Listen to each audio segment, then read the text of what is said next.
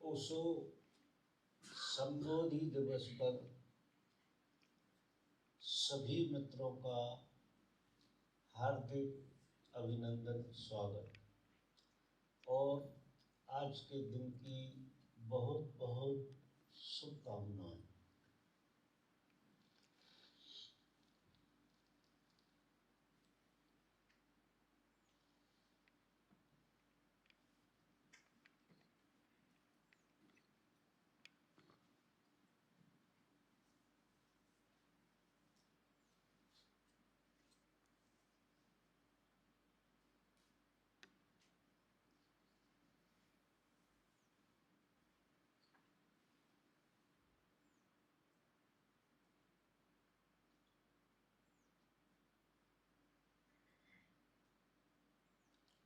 किसी का प्रश्न है,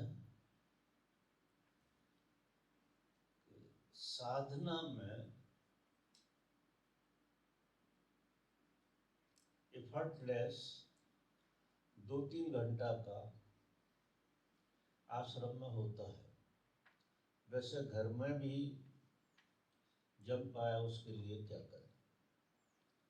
क्या साधना में गति के लिए बीच बीच में आश्रम या सत्पुरुषों की संगत जरूरी है? घर में शाम को बेटी के साथ 4-5 घंटे फ्री रहती हूँ, उस समय का सदुपयोग कैसे करें?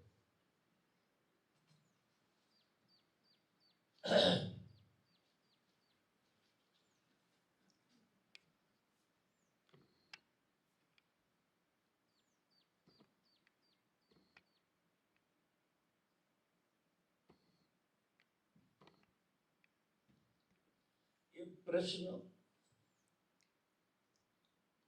सभी साधकों के मन में रहा होगा। किसी एक साधक ने इसका प्रश्न बनाया है।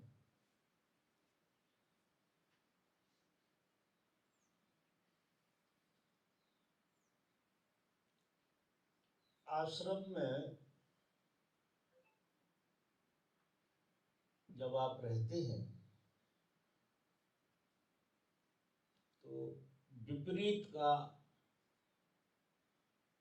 चैलेंज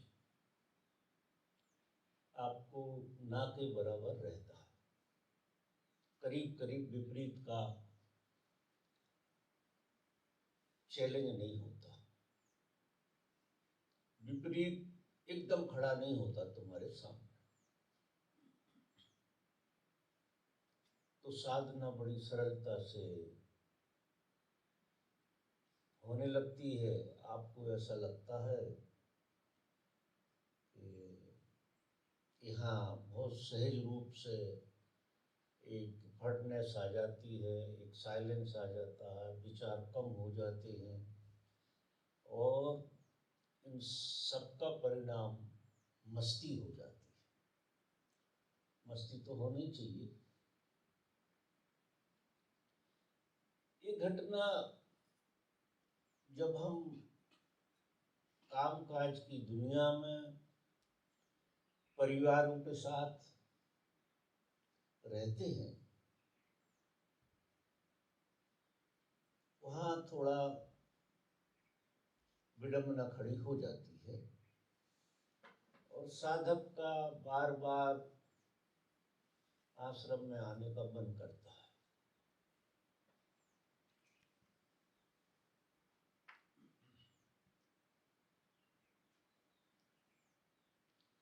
विपरीत को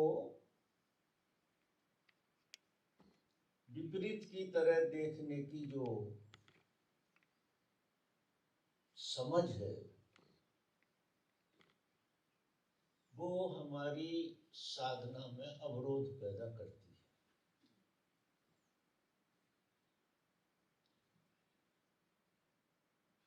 इस संसार में जैसा आप देखते हैं, जैसा आप अनुभव करते हैं, वैसा सत्य नहीं है। अगर सत्य कोई चीज है तो उसके साथ समस्या बिल्कुल नहीं होती। समस्या हमेशा झूठ को सच समझने की वजह से होती है। अच्छा, आप ये देखिए, झूठ को झूठ समझ के भी समस्या खड़ी नहीं होगी, क्योंकि जब तुम झूठ को झूठ समझोगे तो उसमें टिक नहीं सकते, उसको देखना पड़ेगा, उसको जीना पड़ेगा, उसकी पीड़ा भोगना पड़ेगा। लेकिन होता क्या है, झूठ को सच मान के जीते, और झूठ को सच मान के जीने में सारी परेशानियों का जन्म होता है। तो कोई बुराई नहीं है किसी चीज को, झूठ को बिल्कुल झूठ की तरह जीना, कि ये झूठ है। अगर ईमानदारी से आप झूठ को जियोगे तो आप इतनी पीड़ा से भर जाओगे कि उससे बाहर आने का उपाय ढूंढो। लेकिन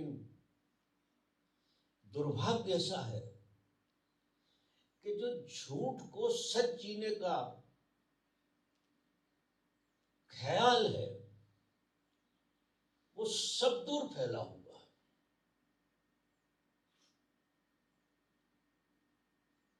उसके लिए बल मिल जाता क्योंकि वो सब दूर फैला। वही काम दूसरा कर रहा है, वही काम तीसरा कर रहा है, वही काम आप कर रहे हैं। तो पहली बात, जिस चीज को आप परेशानी समझते हैं और जिस दुविधा के कारण, असुविधा के कारण आपको साधना में परेशानी होती है, साधक जब धर्म की यात्रा शुरू करता है या किसी गुरु की शरण में जाता है, गुरु से दीक्षा लेता है, आपने देखा होगा लोग मानते नहीं है, अदालत में गीता पे हाथ रखवाते हैं, गवाह को भी और मुजरिम को, और कहते हैं कि मैं जो कहूंगा वो सच कहूंगा, सच के सिवाय कुछ नहीं कहूंगा। बड़ी तपस्या है, कह देते हैं, जीते नहीं है, क्योंकि आपके पीछे कोई नहीं पड़ा है, कोई देखने वाला नहीं कि काम चलाने झूठ बोल दिया और बाद में आप तो क्या हो गया बोल दिया। तो सब बोलते हैं, इसलिए हमने भी बोल दिया। जब आप किसी गुरु से दीक्षित होते हैं और धर्म की यात्रा में जाते हैं तो आपको भीड़ का अनुसरण करना बंद करना पड़ता है। जो नियम भीड़ के हैं वो सन्यासी के नहीं है। भीड़ एक दूसरे नियम से जीती है, पूरी भीड़ झूठ को सच मान कर जीती है और पूरी भीड़ एक व्यक्ति को झूठ का सच मनवा कर रहती है। मानना ही पड़ता है आपको। यदि आपने संकल्प लिया है, धर्म का मतलब है सत्य की यात्रा, अद्भुत यात्रा है, गजब की यात्रा है और ये यात्रा का हकदार मनुष्य है। मनुष्य, प्रत्येक मनुष्य इस यात्रा का हकदार है। कौन हकदार नहीं है? अगर वो सच को जीना चाहे, कोई रोक नहीं रहा, कोई हाथ नहीं पकड़ता। लेकिन यदि भीड़ की सोच से जियोगे तो आप इतने सहजता से झूठ बोलोगे, बहुत सहजता से बोलोगे। बिना कारण के भी आदतें तो ऐसी पड़ जाती, बिना कारण के बोलोगे। जब झूठ बोलोगे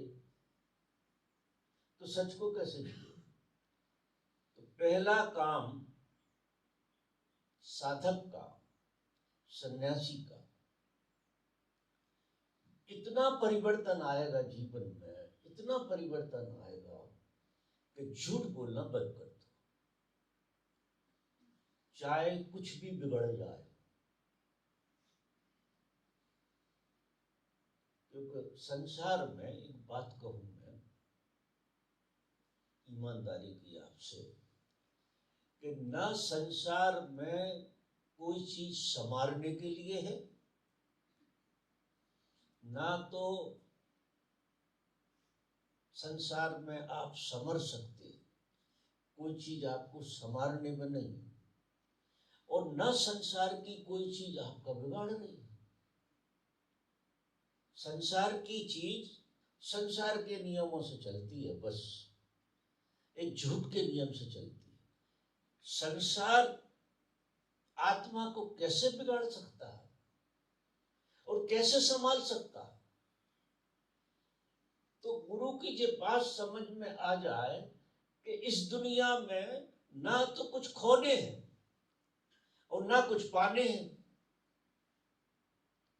जब खोने और पाने है ही नहीं तो झूठ का क्या मतलब है?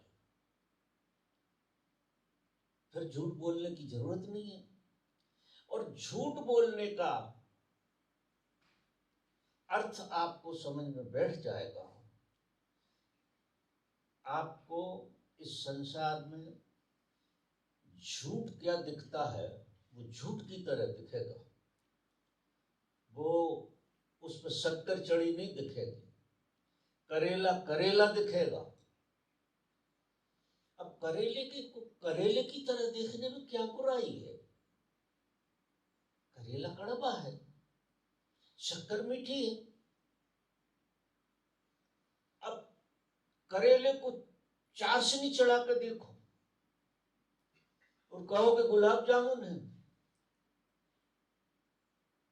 अब तुम्हारे चाशनी चढ़ाने से गुलाब जामुन तो हो नहीं जाएगा। तो मान के हम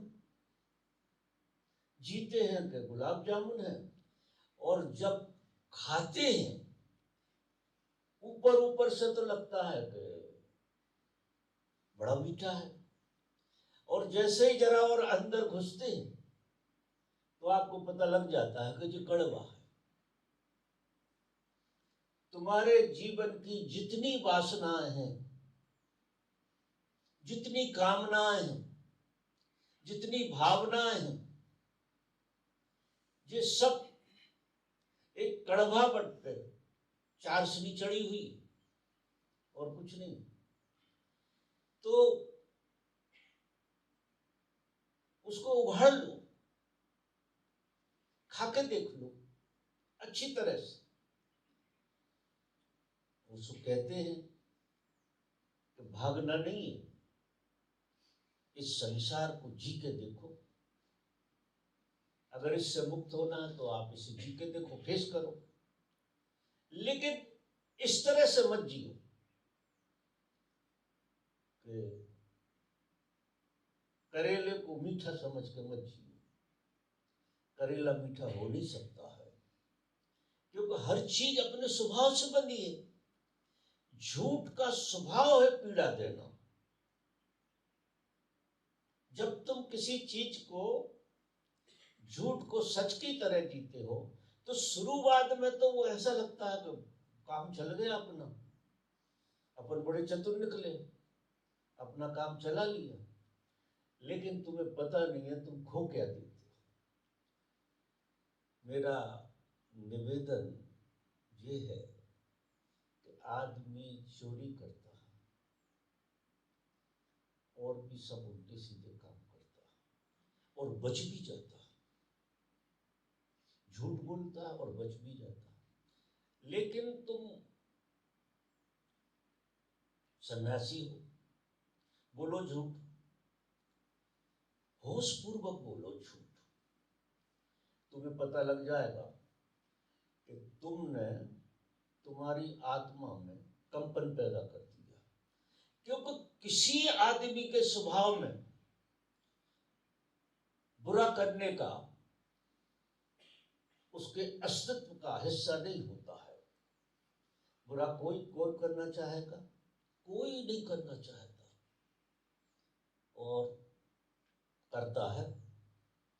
मजा देखो, करता है। क्यों करता है? कि भीड़ के नियम को जीता है। कि भीड़ भी तो ऐसे ही कर रही है, हमारे बाप भी ऐसे ही कर रहे थे, और हमारे रिश्तेदार भी सब ऐसे ही करते, तो हमें करने में क्या बुराई? तो वो बल मिलता है। लेकिन आप खो क्या देते हैं इसका पता तो आपको ही भोगना पड़ेगा, कोई रिश्तेदार काम में नहीं आएगा। जब आप झूठ बोलते हैं, धोखा देते हैं, आपकी आत्मा कब जाती है, आप संभाल लेते हैं अपने को। ऐसा आदमी ढूंढना मुश्किल है जो गलत काम करो कपे नहीं। मैं मान ही नहीं सकता हूं, एक बार तुम्हारी आत्मा मना करती है कि ये गलत हो रहा है, क्योंकि ऐसा नहीं है। मनुष्य के साथ यही तो अद्भुत घटा है। जब हम मनुष्य हुए तो परमात्मा ने हमारे अंदर विवेक डाल दिया, और विवेक जो है हर आदमी जानता है कि बुरा क्या है और सही क्या है। एक आदमी ऐसा नहीं है जो ये ना जाने कि बुरा क्या है और भला क्या है।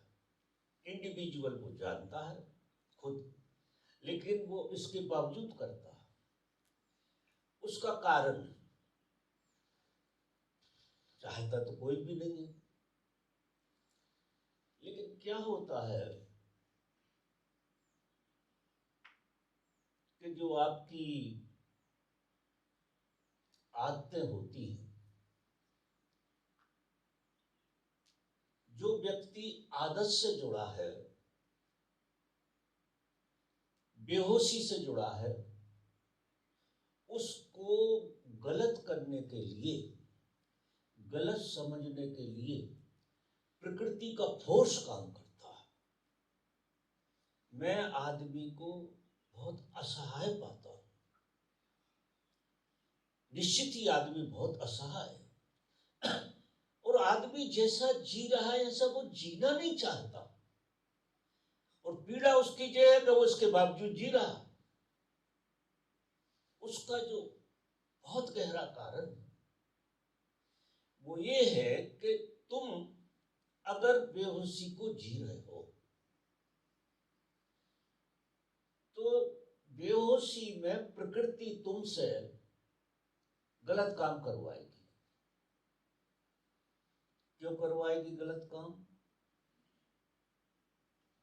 गलत काम करोगे तो पीड़ा होगी।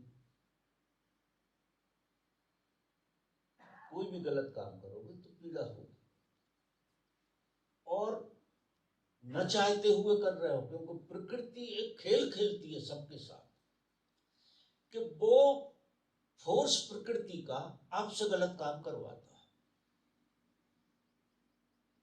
तो आप ये मान कर चलते हो कि मेरे तो हाथ में ही नहीं था, मेरा भाव भी नहीं था और मैंने थप्पड़ मार दी, मेरा बिल्कुल भाव नहीं था। अब उस बात को आप समझ नहीं पाते तो कैसे आपने थप्पड़ मार दी। ये प्रकृति का फोर्स है जो हमारी बेहोशी का परिणाम। हम अगर बेहोश होंगे तो प्रकृति जो कराना चाहेगी वो करा लेगी तुमसे, तुम्हारे हाथ में कुछ नहीं। नहीं, कौन आदमी अपने हाथों से कांटे बोता है?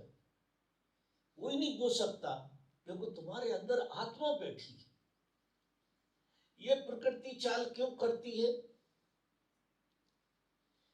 तुम उसकी वजह से दुखी हो जाओ और इतने दुखी हो जाओ कि तुम्हें जागना पड़े।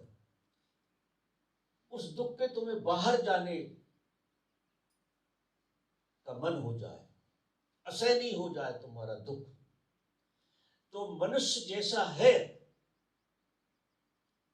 वैसा धीरे धीरे धीरे धीरे असहनीय दुख की तरफ जा रहा है। एक उम्र के बाद हाथ में कुछ नहीं रहेगा और प्रकृति का फोर्स जीत जाएगा। वो क्या करेगा? आपको अगले जन्म में धक्का मार देगा। तो उपाय जो है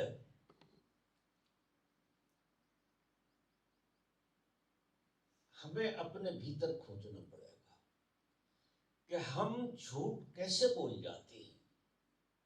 ये जब गुरु से दीक्षा ले ली तो हमें खुद के लिए ईमानदार होने की कला सीखना पड़ेगी। खुद के लिए। अभी हम ईमानदार भी होते हैं तो दूसरों को दिखाने के लिए, और दूसरों को दिखाने में, ईमानदार होने में तुम्हें कुछ सुकून नहीं मिलता है। काम चल जाता लेकिन सुकून नहीं मिलेगा। ईमानदार जब आदमी खुद को होता है तो आप आश्चर्य करोगे, उसकी चेतना में जागृति आती है, उसकी चेतना प्रज्वलित होती है।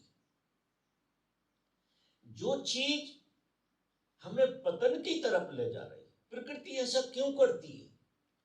प्रकृति या कोई मजा आ रहा है कि पतन की तरफ ले जाए, लेकिन प्रकृति इसलिए ले जा रही है कि इसी रास्ते से तुम्हारा निदान निकलेगा। अगर तुम ईमानदार हो जाओ और होश पूर्वक उस घटना को देखो तो जो तुम्हारा स्वभाव है वो तुम्हारा स्वभाव ईमानदार होने की तरफ जाएगा और आप अपने प्रति ईमानदार हो, दूसरे के प्रति ये ड्रामा हो जाएगा। हम सब दूसरों के प्रति बड़े ईमानदार बनने की कोशिश करते हैं, उससे कोई रिजल्ट नहीं निकलता है। हाँ, एक बात है कि 4-6 जने आपको ऐसा कहने लगे बड़ा ईमानदार आदमी है भाई, बड़ा भला आदमी, ये सब फालतू की बातें, ये सब इधर के इधर रह जाएगा। और जब हम खुद के प्रति ईमानदार होंगे तो जो हासिल होगा आपको पता लगेगा। आपके भीतर आपकी चेतना जब प्रज्वलित होती है, क्योंकि आप सत्य को जीते हैं। ऐसे महापुरुष रहे हैं कि बड़ी बड़ी अड़चनें रही लेकिन उनने सत्य का साथ नहीं छोड़ा और चेतना इतनी प्रज्वलित हो गई कि आज हम उनके गीत गाते हैं। और ये झूठ का खेल खेलते खेलते हमारे बाप मर गए कोई नहीं जानता, बाप के बाप मर गए कोई नहीं जानता, और हम भी मर जाएंगे कोई नहीं जानेगा। कौन समझेगा? तुम इस जगत को दे के क्या जाओगे?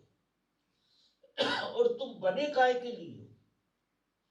तुम इस जगत को कुछ श्रेष्ठतम उभाड़ कर दे जाओ तुम्हारे भीतर से। तुम्हारे भीतर से श्रेष्ठतम तड़प रहा है और वही पीड़ा है तुम्हारी।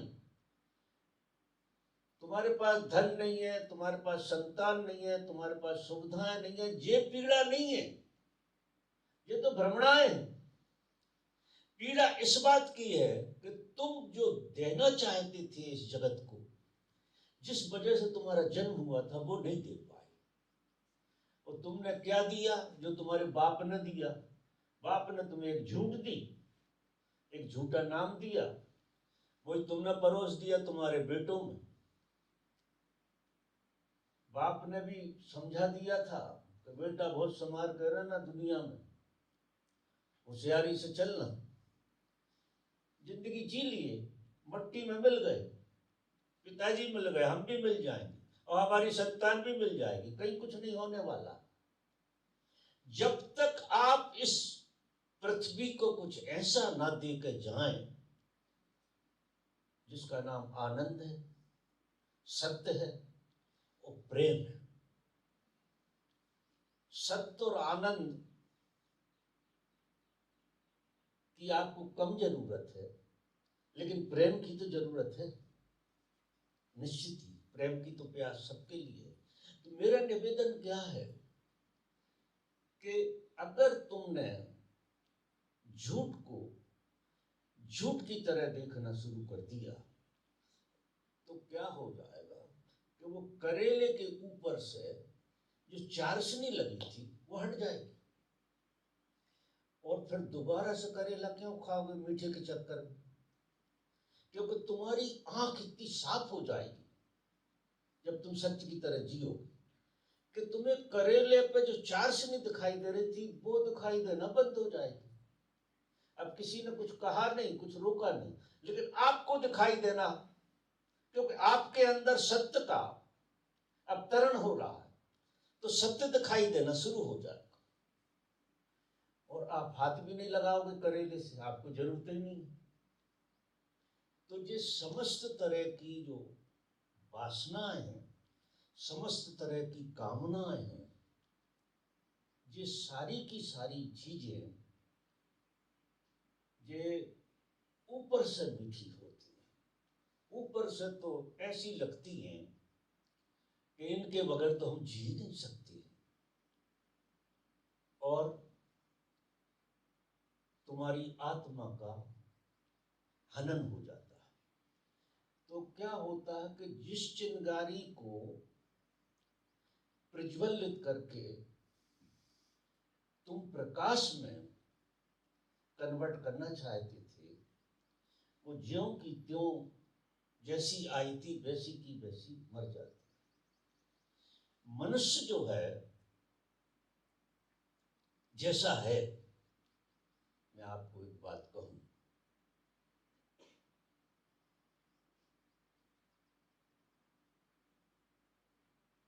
उसका सार, किसी चीज का सार समझते हैं? असार और सार समझते हैं? सार शब्द को, जो आपकी निजता है, जो आपका स्वभाव है, जो सार है, वो आपको प्रकट होगा, और अस्तित्व आपको पहले मिल गया है। मनुष्य में और पशु में और पेड़ पौधों में जो फर्क है वो ये है कि वहां जो है सार पहले है और अस्तित्व बाद में प्रकट होता है। जब सार पहले हो, अस्तित्व बाद में पैदा हो, तो वहां कोई मांग नहीं रहती, वहां वो, क्योंकि सार पहले है ही। जो बीज है वो वृक्ष है, तो सार पहले है और अस्तित्व उसका बाद में प्रकट हुआ है। मनुष्य के साथ क्या घटा है? अस्तित्व पहले आ गया, वो सार छुपा है। उल्टा है, मनुष्य अस्तित्व पहले है और सार जो है इस प्रकृति का अतिक्रमण करके पैदा होगा। क्योंकि अगर प्रकृति के नियम से आप जियोगे तो आपके अंदर सार पैदा नहीं होगा। तो मनुष्य को परमात्मा ने अस्तित्व दिया है जिसमें से सार प्रकट हो जाए। तो अस्तित्व किस तरह से है? एक धधकती हुई आग आपके भीतर है, आपको पता नहीं। आप एक आग लेकर पैदा हुए, धधकती हुई, और उस आग को आपका अस्तित्व कहते हैं। तो उस आग में समस्त वासनाएं होंगी। तो हर आदमी एक ठंडी आग से जल नहीं रहा। आग बहुत ज्यादा आपको राख नहीं कर दे रही है, लेकिन एक ऐसी आंच, जैसे तुम काम वासना से भरते हो तो क्या जलते नहीं हो? झूठ को जियो क्या जलते नहीं हो? मोह में पड़ते हो क्या जलते नहीं हो? किस बात की पीड़ा है आपको? आपको पीड़ा इस बात की है कि आप एक धधकता हुआ अंगारा है, और ये अंगारा आपका फ्लेम बनना चाहता है, रोशनी बनना चाहता है, जो उसके नियति है। तो अंगारा तो लेके हम पैदा हुए, और अंगारा आपको रोज ताप दे रहा है। तो आदमी को लगता है मैं इस वजह से दुखी हूं, मैं उस वजह से दुखी हूं। तुम किसी वजह से दुखी नहीं हो। तुम्हारी वजह यह है कि जो तुम हो सकते हो उसकी तरफ तुम्हारा ध्यान ही नहीं। जो अंगारा है उस अंगारे की लपट बन जाए। अब जब वो लपट बनेगी तो लपट में क्या होगा कि जितनी विजाती चीजें हैं, आपने देखा है होली जलती है, होली इसी का प्रतीक है। होली का जो त्योहार वो इसी का प्रतीक है कि उसमें जो जलता है वो मुक्त हो जाता है, वो सब चीज मुक्त होती चली जाती है और प्रकाश बन जाती है। होली तो मैं उदाहरण के लिए कह रहा हूं। तो आप अंगारे से एक फ्लेम बन जाओगे, और जब आप एक ज्योति बनोगे, ज्योति ताप नहीं देती, प्रकाश देती है, और प्रकाश हमें समझ देता है, और समझ से हमारा जीवन सरल होता है। जिस संभावना उस अंगारे में है कि वो ज्योति बन जाए, और अगर वो ज्योति नहीं बनी, ऐसे ही मर गए, उस अंगारे को लेकर पैदा हुए थे, समस्त कामनाएं भावनाएं वासनाओं को लेकर पैदा हुए, वे उस अंगारे से के तपस्या तपा रही हैं आपको लिए। तो हर आदमी थक रहा है, चाहे वो कुछ भी पा रहा हो, कुछ भी खो रहा हो, लेकिन थक तो रहा है, धीरे धीरे बूढ़ा हो रहा है। अब मजा ये देखो कि आदमी धीरे धीरे जवान होने के लिए है। अदर पे राउंड आपकी अगर उम्र बढ़ रही है तो उसके साथ आपकी लो बढ़ना चाहिए, प्रकाश की। आपकी चेतना की लो जैसे जैसे बढ़ेगी, आपका प्रकाश फैलेगा, और आपका प्रकाश जहां जहां गिरेगा वहां उत्सव तैयार हो जाएगा। जैसे ओशो की देशना है, और आज आप लोग कैसे नाच रहे थे? ऐसे नाच सकते हो घर में इतनी मस्ती से? कौन सा प्रकाश था जो आपको नचा रहा था?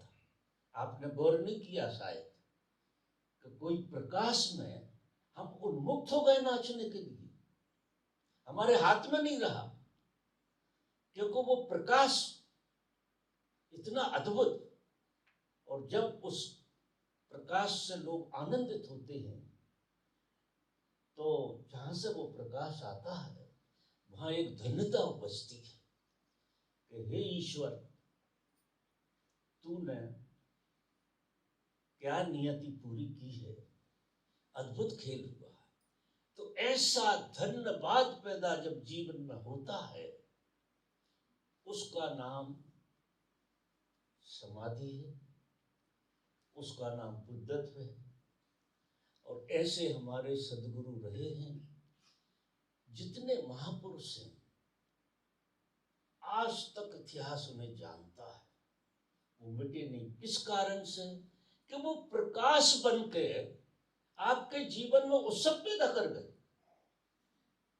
क्योंकि प्रकाश जब तुम्हें घेरेगा तो अंधेरा कटेगा, और अंधेरा कटेगा तो तुम्हारे अंदर नृत्य फूटेगी, क्योंकि तपना बंद हो गया तुम्हारा। अब अगर ये अंगारे को लेके जी रहे हो तो देखो, ना तो रात को सो सकते ढंग से, तुम्हें सपने भी तपाएंगे, अपने भी तपाएंगे। मजा देखो, यहाँ हर आदमी तपाएगा फिर आपको, क्योंकि आप उस तपन वाली अवस्था में बैठे हुए हैं। आपके पास है क्या? जो आप पे है वही मिल जाता है। अगर आप न तप रहे होते तो कोई तुम्हें तपा देता। तुम्हारे अंदर क्रोध नहीं होता तो कोई क्रोध करा देता। तुम्हारे अंदर काम नहीं है तो कोई की ताकत है कि तुम्हें काम में फंसा दी। जो तुम्हारे पास है उसकी याद कराते हैं लोग, बेचारे करते क्या? लोग जो करते बुरा क्या करते हैं? अरे जो तुम्हारे पास है उसकी याद दिला देते हैं, और तुम उसकी याद छुपा के बैठे हो, नहीं मैं ऐसा थोड़ी हो सकता, और दिखा देते हैं वो को। अब समझ लो, तुम जैसा समझना, ऐसा खेल है। तो देखो मित्रों, हम सब बहुत सौभाग्यशाली हैं। मैं आपसे निवेदन करूं कि हम ऐसे महापुरुष की प्रकाश में हैं, महापुरुष की छत्र छाया में हैं, और अभी आपकी उम्र बीत नहीं गई है। आप अच्छी उम्र में हो, करीब करीब घुटने नहीं टेक रहे, अच्छी उम्र में हो। ये सौभाग्य है कि इस उम्र में तुम्हें जो बात थोड़ी समझ में आ रही है, और इस महारास में तुम शामिल हो गए हो। इससे साधारण खेल मत समझना कि इकट्ठे हो गए और हल्ला गुल्ला हो गया और चले गए, से हल्ला गुल्ला मत मानो। ऐसा रहस्य छुपा है, एक बार भी आकर तुम्हारी चेतना में कितना परिवर्तन होता है। तुम चूंकि सोए हो, नींद में हो, सपने में हो, और इसके बावजूद भी काम हो रहा तुम्हारे ऊपर। तो किसी ने पूछा है कि हम सत्संग में आते रहें, तो मेरा ऐसा मानना है कि कम से कम साल में 2 बार तो महाराष्ट्र में शामिल हो, छीटा छाटी थोड़ी सी हो जाएगी और बड़ा सहज हो जाएगा। हाँ, एक बात है कि यहाँ रहोगे हमेशा तो आलसी हो जाओगे। यहाँ भी कारण है, उसका कारण क्या है कि जो चैलेंज है, क्योंकि यहाँ जो है थोड़ा सा आपको करेले पे चाशनी दिखाई दे जाएगी तो कहोगे नहीं खाते यार, यहाँ थोड़ी जी समझ डट जाएगी। करेला जो है ना, उसको आप थोड़ा तो करेले की तरह, अब अलग बात है कि तुम्हें करेले की तरह खाना हो, वो एक अलग बात है। उस खाने में कोई बुराई नहीं है, उसमें पेट ठीक होता है। और करेले को रसगुल्ला की तरह, तो हमने माना क्या था? रसगुल्ला। निकला करेला। तो हमारा जो जीवन है वो सब कुछ ऐसे ही है, उल्टा पुल्टा। तो यहाँ आने के कितने लाभ हैं ये बाहर से नहीं गिनाए जा सकते। इस उत्सव में शामिल होने में क्या परिवर्तन होता है आपको पता नहीं, क्योंकि आप एक जागृत चेतना के सानिध्य में हैं। और वो ऐसा नहीं होता है कि शरीर छोड़ दे, उसका प्रकाश इतना प्रज्वलित हो जाता है कि देखो पूरे विश्व में फैल गया है, और उसके प्रकाश से प्रेरित होकर सारे विश्व से लोग आने लगते हैं। जो दूसरे तरह से जीते हैं वे भी आ जाते हैं, पता नहीं कहाँ कहाँ से लोग आते हैं। तो जब लोग यहाँ आते हैं तो मैं बहुत आनंदित होता हूँ कि इनको वो प्रकाश की तरंग कहीं से मिली होगी, कहीं कुछ छुआ होगा जब तो ये यहाँ गए। ऐसे कैसे आए? तो मैं लोगों से कहता हूँ, हमारे व्यवस्थापकों से, कि अतिथि देवो भव। इस आश्रम में जो प्रवेश करे उसको देवता की तरह मानना, क्योंकि उसे देवता नहीं भेजा। ऐसे नहीं आ गया कि उठ के चल के आ गया। ऐसे चल के तो कलारी पे जाए, यहाँ काय को आ जाए। अगर उसे मस्ती करना है तो कुछ और कामों में करेगा मस्ती, जिसको वो करे। कोई करेले में चारसनी वाला काम करे और फिर रोता हुआ पिटता हुआ आता है, जाता है हंसता हुआ कलारी और आता है पिटा पिटाया। ऐसी हालत होती है, क्योंकि फिर बाद में तो करेले ही लगेगा ना, सारा खेल समझ में आ जाएगा। तो मेरी बात समझ में आई आपको? मैं निवेदन ये कर रहा हूं कि हमें जिस तरह से पीड़ा हो रही है जीवन में, किसी और के कारण नहीं हो रही। हमारी तपस हमको प्राण खा रही है, और वो तपस कहती है कि मुझे मुक्त करो, फिल्म बनाओ, तुम रोशनी बनो। तुम अंगारे बनकर बैठे हो, और मामला रोशनी बनकर साफ होएगा, ये अंगारे बनकर नहीं होगा। अंगारे में थोड़ा बहुत तुम डालते रहो तो अंगारा अंगारा ही रहेगा। लेकिन अगर तुम्हें ये सूत्र समझ में आ, जैसे मैंने कहा कि कसम खा लो, जैसे गीता की खाई, सन्यासी झूठ नहीं बोले। पीड़ा होगी, चैलेंज सामने आएगा, परेशानियां होगी, लेकिन ठीक है, देख लेंगे जो भी होगा। देखो वो परम सूत्र अगर आपको याद है कि संसार में ना तो कुछ खोने हैं और ना कुछ पाने, ये आप लिख लो, क्योंकि जो खो जाए वो तुम्हारा कैसे हो सकता, और जो तुम बाहर से पा रहे हो वो तुम्हारा कैसे हो सकता। तुम्हारा तो वही होगा जो तुमसे पैदा होगा, और तुमसे तो तुम ही पैदा हो सकते हो। तुम अंगारे की तरह हो, तुम रोशनी हो सकते हो। ये तुम्हारा स्वभाव है रोशनी होने का। संबोधि का मतलब ही ये कि कोई व्यक्ति पूरी रोशनी हो गया, और फिर वो रोशनी दूसरों को जीने नहीं देती, बेहोशी की तरह, बेहोशी की तरह नहीं जीने देती। तो क्या होता है, सन्यासी कहते हैं मेरे से कि संसारी लोग हमें ज्यादा सुखी दिखते हैं, हमारी हालत बहुत खराब, हम बहुत दुखी हैं। और संसार में क्योंकि वे पूरी बेहोशी को जीते दिखते हैं, क्योंकि उनने करेले को सीधा ही खा लेते हैं, फिर पेट में जो भी हो वो चबाते भी नहीं है कि चबा लेंगे तो राज खुल जाएगा कि करेला है, तो गुलाब जामुन समझ के खा लेते हैं, और बाद में उन्हें तकलीफ होती है। इसलिए वे बड़े मजे में करते हैं कि अरे वाह, वासनाओं में तो बड़ा मजा है। सीधी खा ली उनने, और बाद में पता लगता है जब जैसे जैसे उम्र ढलती है, जल जल के हड्डियां खाक हो जाती हैं, और इतनी बुरी हालत होती है बुढ़ापे में। आप अपने पूर्वजों की देख लेना। मेरे एक काका थे, मुझे शिक्षा दे रहे थे, तो मैंने कहा काका मैं एक बात जरूर कहूँगा आपसे। जब मैं ओशो की इसमें आ गया तो मुझे बड़ी शिक्षा दे रहे, तो क्या कर लिया जी। मैंने उनसे कहा कि अगर मुझे तुम जैसा जीना पड़े तो मैं आज ही सुसाइड कर लूं। मुझे तुम जैसा तो बिल्कुल नहीं जीना, ना मेरे बाप जैसा जीना, किसी जैसा नहीं जीना। मैं मरने की तैयारी है मेरी, लेकिन तुम जैसा तो नहीं जीऊंगा। मैं मेरे जैसा ही जीऊंगा, जैसा मुझे मेरे लिए जीना है ऐसा जीऊंगा। इसलिए सलाह देना बंद करो, जिंदगी में नहीं बोले फिर बात ही नहीं करी कभी।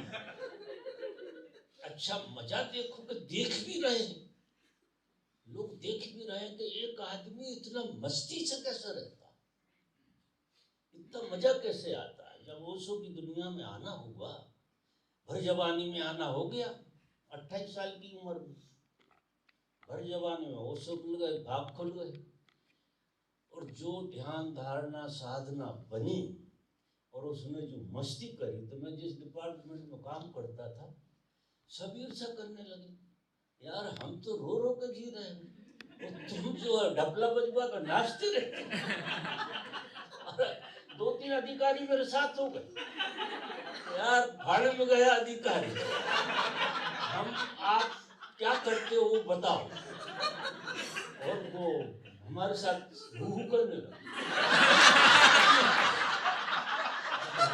अच्छा उससे क्या हुआ, हमारा काम सरल हो गया। उनमें हमारे बॉस जैसे भी थे जो हमें ऑर्डर करते थे, ये काम करना वो काम करना, और वो हम वो सबको धन्यवाद। क्या संभालते हैं गुरु। जब हम ईमानदार हो जाएं अपने प्रति, दूसरों के प्रति नहीं, अपने प्रति, और हमारी ईमानदारी से साधना चले, तो परिणाम देखो कैसे आते हैं। जो तुम मर जाओ व्यवस्था कर कर, वो नहीं हो सकता है जो कुदरती होने लगता है।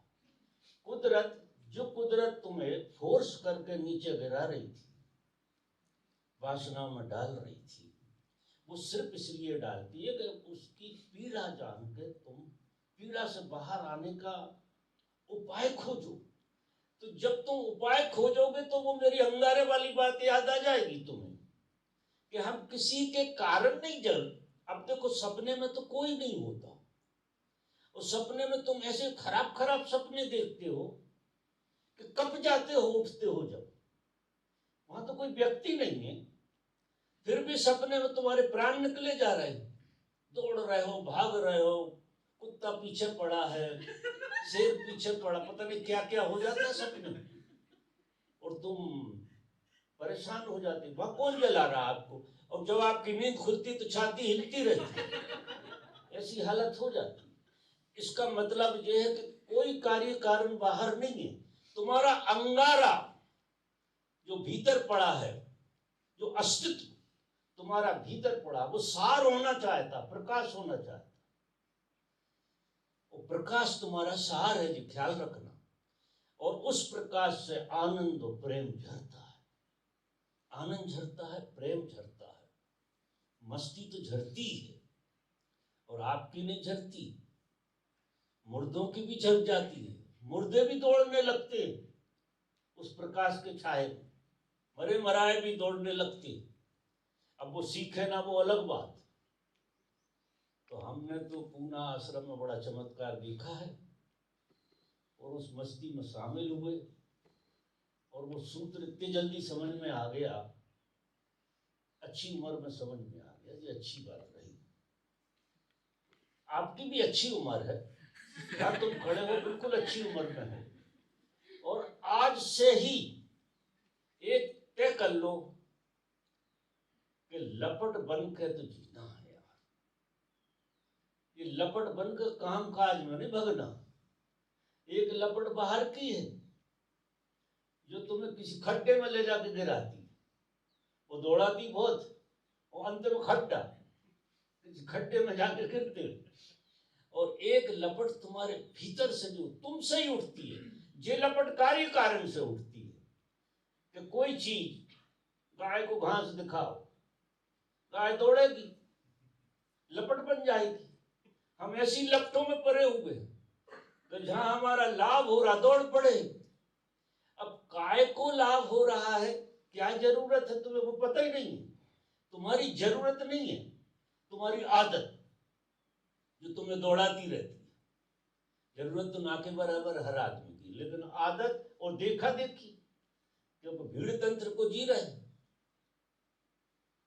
तो भीड़ से कह दो कि हम तुम्हारे जैसे नहीं जीना, जैसे हमने अपने काका को, देखो हम तुम्हारे जैसे जीने के लिए तो आज ही मर जाए तो ठीक है।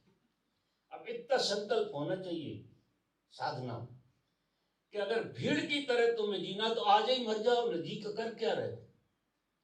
तो खड्डे में गिर के मरोगे, ऐसे ही मर जाओ यार, हाथ पांव मत तोड़वाओ। तो ये दौड़ना काम का नहीं, आपके काम में आने वाला नहीं। सपने भी दुखी होंगे, सपनों से अंदाज लगा लिया करे अपने, तो सपने में कोई होते ही नहीं है यार, फिर भी हम दुखी हो जाते। अच्छे सपने तो बहुत कम आते हैं, ना के बराबर आते हैं, करीब करीब खराब सपने ही आते हैं लोगों को, क्योंकि वो अंगारा काम करता है, वो तुम्हें सपने में भी जलाता है और हकीकत में भी जलाता है, और वही दौड़ा रहा वो अंगारा, क्योंकि वो अंगारे की ऊष्मा, वो ऊष्मा है, वो प्रकाश नहीं। वो ऊष्मा आपको दौड़ाती रहती है, काम बन के, क्रोध बन के, लोभ बन के, मोह बन के, ईर्षा बन के, ये दौड़ाती रहती है। और हम समझते नहीं है कि यार जे हम गोरख धंधे में क्यों पड़े। ये गोरख आखिर ये है क्या चीज जो हमारे बावजूद हमें धक्का देती रहती है। हम नहीं चाहते कि यहां से उठ के चले जाए, लेकिन हमें जाना पड़ता है। कोई पीछे लोभ लगा है, वो लोभ हमें दौड़ा ले जाता दूसरी जगह। और बहुत अगर जागरूकता से देखोगे तो हम सब व्यर्थ का काम कर रहे हैं, सब सिवा व्यर्थ के काम के। जब तक तुम इस खेल में नहीं आ जाते कि आपका अंगारा लपट बनने लगे और वो सच्चाई जीने से आएगा। सच्चाई आपको ध्यान करोगे तो समझ बनेगी, संवेदना जगेगी आपकी बहुत। जो झूठ को झूठ की तरह देखे और उसकी पीड़ा भोगेगी और सच को सच की तरह देखे, तो रास्ता है ध्यान। और फिल्म को फैलाने में ध्यान और अहोभाव दो चीजें, एक तो ध्यान हो, एक जीवन का इतना सम्मान करो। अब ये झूठ बोलना दो पैसे के लिए, ये जीवन का अपमान है, ये जीवन का सम्मान नहीं। किसी को धोखा देना, आपने किसी को धोखा नहीं दिया, आपने अपने जीवन का अपमान कर लिया।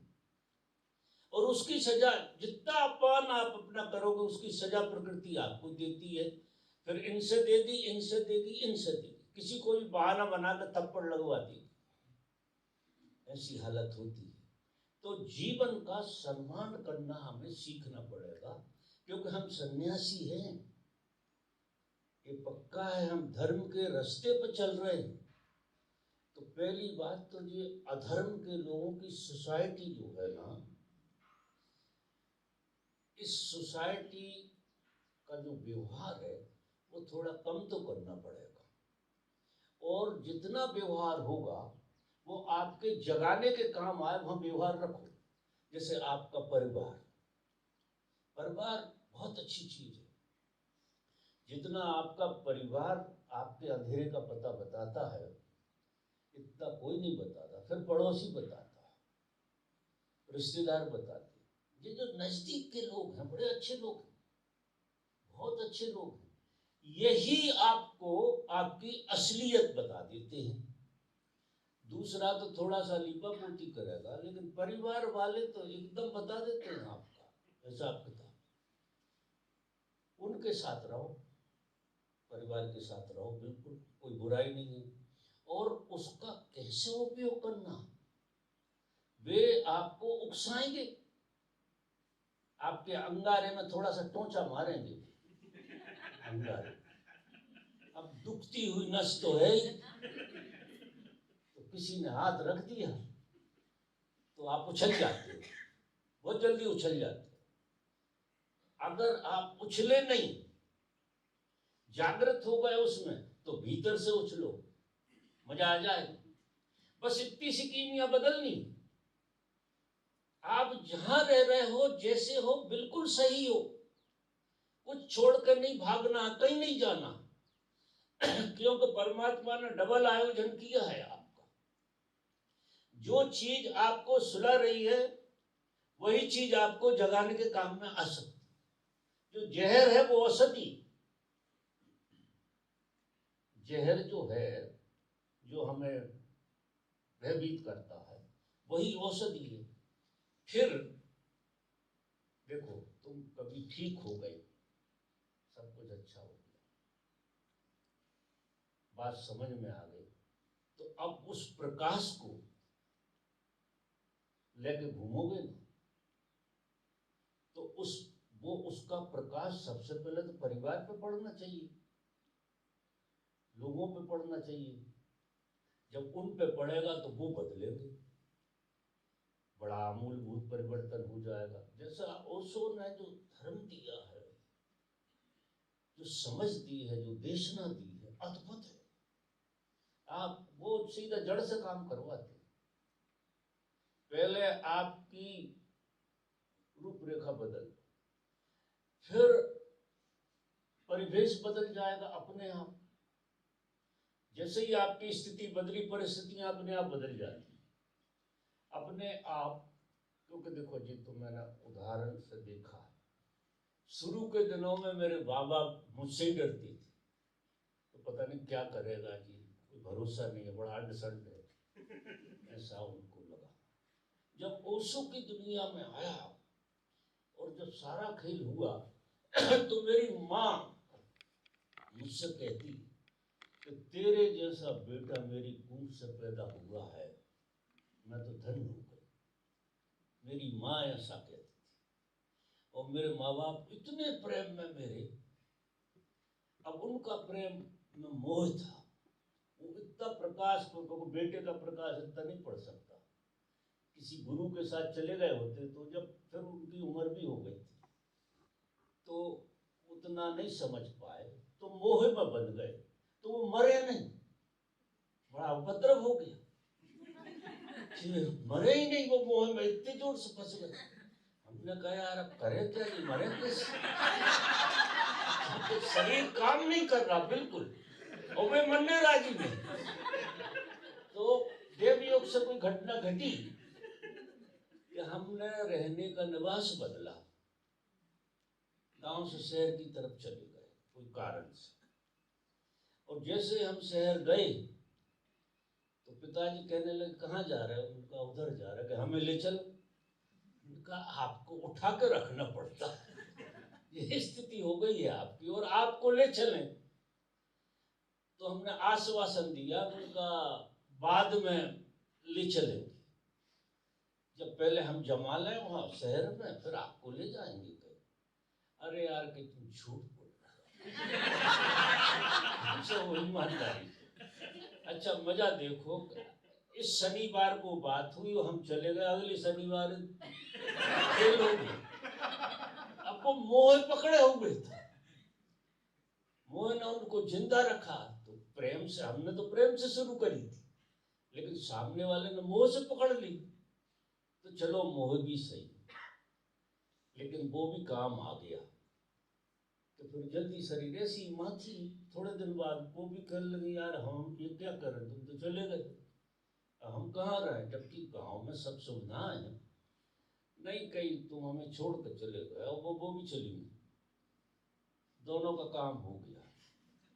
तो ये जो है परिवार बुरा नहीं होता, अच्छा होता है, क्योंकि चाहे वो मोह की तरह हो, लेकिन पहले तुम्हारे प्रेम का स्पर्श, क्योंकि उनने तुमसे प्रेम की ही कामना की थी। मोह में तो फंस गए बेचारे। बच्चा पैदा होता होता है। तो शुरू में तो प्रेम के कारण ही तो बच्चा पैदा होता है, प्रेम की गठनी में पैदा होता है और प्रेम के जीने के लिए होता है। बाद डर घुस जाता है कि जी खो ना जाए तो मोह पैदा हो जाता है। ऐसा तो हमारे माँ बाप को लगे कि हमें छोड़ ना दें, ऐसा लगे, और हमने छोड़ा और खेल खत्म हो गया। ऐसा खेल है। तो हम सबको दुश्मनी किसी से नहीं लेना, परिवार से कि इससे तो उससे दुश्मनी नहीं। जिनका परिवार है वे सौभाग्यशाली, और जिनका नहीं है वे ज्यादा सौभाग्यशाली। मैं आपको बात बताऊं, परिवार है वे सौभाग्यशाली, जिनका नहीं है वे तो गजब के सौभाग्यशाली, क्योंकि वो इतना बड़ा नाटक नहीं होगा। और जब फिल्म जगेगी तो परिवार तो बनेगा ही तुम्हारा, लेकिन वो परिवार जो बनता है वो प्रकाश में बनेगा। और ये माँ बाप का, भाई बहन का जो परिवार बनता है ये अंधेरे का है। ये हमारे सारे रिश्ते अंधेरे से हुए, और ये जो रिश्ता है जहां हम बैठे हैं ये प्रकाश का रिश्ता है, और ये अद्भुत रिश्ता है। इसलिए संघ का, गुरु भाइयों का जितना मूल है इतना किसी का मूल नहीं। गुरु भाई आपके बड़े सहयोगी, अगर वे आपको गाली दे रहे हैं तो आपकी ऊर्जा को जगा रहे हैं कि रूपांतरित हो जाए, क्योंकि पीछे गुरु काम कर रहा हूं। एक तरफ प्रकृति काम कर रही है कि तुम्हें धक्के मार रही है, और पीछे गुरु की समझ कि उस ऊर्जा का तुम रूपांतरण कर लो। तुम सामने वाले ने क्या कहा वो मत देखो, लेकिन सामने वाले ने अपना काम कर दिया, वो चला गया। लेकिन जो तुम्हारे अंदर आग जली, वो अंगारे में से कुछ अंगारा जो है वो फिल्म बनना चाहता है और वासना बन जाता है।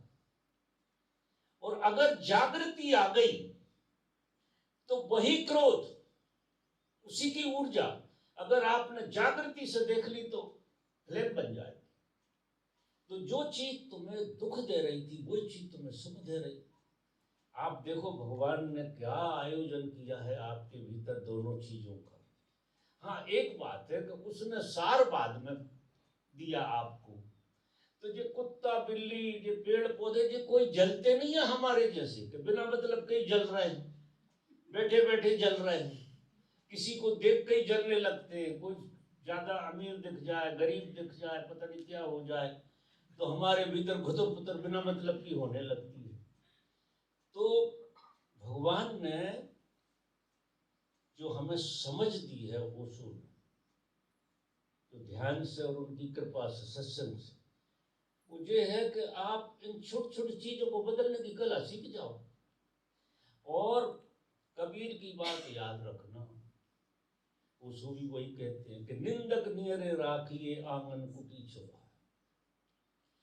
जो तुम्हारी बुराई करे उससे अच्छा तुम्हारा कोई मित्र नहीं है, क्योंकि वो तुम्हारी ऊर्जा को रूपांतरित करने का एक आयोजन कर रहा है। और सदगुरु की समझ हो आप पे, और बगल में ही कोई बुराई करने वाला बैठा हो, क्या संयोग है, आपका पूरा रूपांतरण हो जाएगा। लेकिन आप कहते हैं कि जो हमारी बुराई करे हम उसकी शक्ल नहीं देखना चाहिए। अरे उसके पैर छूना चाहिए, उसने रूपांतरण का मौका दिया, तुमने खो दिया, ऐसे खोते ही चले जा रहे हो। नहीं, एक जन्म बहुत है, आप सबके सब इसी जन्म में मुक्त हो सकते हो। कला सीख लो जीवन को जीने की। बस देखो, ये अकेले आशीर्वाद से काम नहीं होता। लोग आते बाबा के आशीर्वाद मिल जाएंगे काम हो जाए, ऐसे नहीं होता कुनकुना काम। क्योंकि सार तो पैदा ही करना पड़ा। अगर मेरे करने से हो जाए तो मतलब ही क्या निकला, क्योंकि रूपांतरण तो तुम्हारा होना है। तुम अंगारे की तरह हो और फिल्म की तरह तुम्हें होना, उसमें मैं क्या कर सकता हूँ, समझ दे सकता हूँ, मैं छेड़ूंगा थोड़ी। हाँ, वे पड़ोसी छेड़ देंगे, गाली देते, वे बहुत अच्छे ढंग से छेड़ते हैं, तो मुझसे ज्यादा काम वे ज्यादा कर रहे हैं। इसलिए मैं कहता हूं घरों में रहो। मैं तो तुम्हें एक समझ दे देता हूं बस, लेकिन खेल वहां से चलेगा, फिर संभाल मैं लूंगा। शुरू करना, संभाल मैं लूंगा, लेकिन उसे मुक्त करना और धन्यवाद देना। कभी अच्छा दिल करे तो पैर छू लेना, कृपा है तुम्हारी। कोई छुड़ा ले जाए ना कुछ, घड़ी छुड़ा लेगा। अब क्या होगा, भीतर घड़ी छुड़ाई है उसने, भीतर क्या होगा आपके, बस बोध पूर्वक देखो। घड़ी से क्या आत्मा चली गई, क्या हो गया। घड़ी थी लोहा लंगड़ की, और जब तक अपने हाथ में है तो अपनी मानो, अपने हाथ में नहीं है तो जिसके में है उसकी हो गई। उसमें बुराई क्या है, उसने मेहनत कितनी करी, उसने क्या खोया, घड़ी चुराई और आत्मा खोई। और हमने अगर घड़ी बचाने में उसे मार लगाई तो घड़ी बचाई और आत्मा खोई। ऐसा खेल कर रहे हैं, जरा अंदाज लगाओ हम क्या कह रहे हैं। तो मित्रों, हम सबको जीवन को एक दिशा तो देते हैं। आज मैं जो संबोधि दिवस पे ये बातें इसलिए कर रहा हूं कि आज बड़ा पवित्र दिन है, बहुत पवित्र, और भगवान ने वो पवित्रता तुम में आज बिखेरी है, तो मेरी बात तुम सुन सकते हो, इसलिए मैंने ये बातें उठाई। तो मेरे ख्याल से आज के लिए तो शायद यही ठीक है। मैं विदा लूंगा आपसे, जो कभी नहीं लूंगा, क्योंकि मैं भी आपका उतना ही पीछा करूंगा जितनी वासनाएं आपका पीछा। तो उनसे मेरी दोस्ती है कि उनसे मैं तुम्हें रूपांतरित कर सकता हूँ, इसलिए खुली छूट भी देता हूँ कि करेले को सीधा खा जाओ, शक्कर मत मानो, वो इतनी कड़वाहट देगा तो भभक जाओगे। बहुत बहुत धन्यवाद आप सबके लिए।